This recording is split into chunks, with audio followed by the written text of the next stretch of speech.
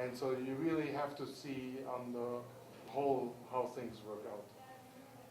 But it's a very good question, and it's not easy to answer. So, but how do we know that we really have a spin current like what I depict here in this device? And that's where the second contact comes into play. Now,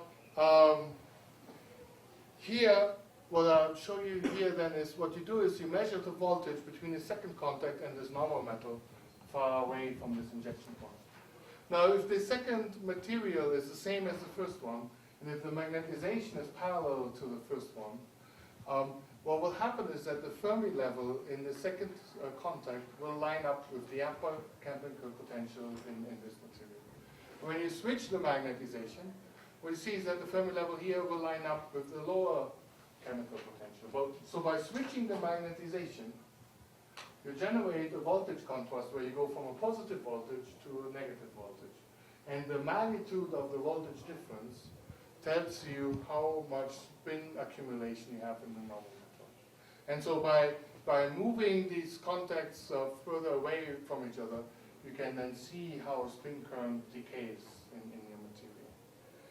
Now, in these very early measurements from Mark Johnston and Roger Silsby, they did this in aluminum, in single crystalline, very clean aluminum, and they measured a spin diffusion length of 0.5 millimeter.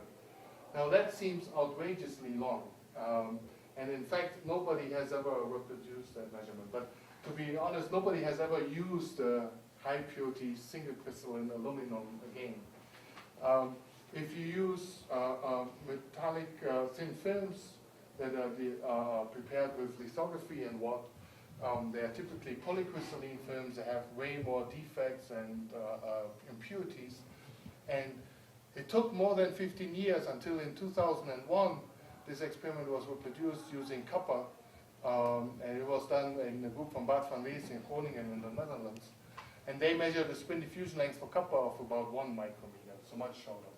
And typically what you find in most metallic materials, it's a couple hundred nanometers to at most a micron.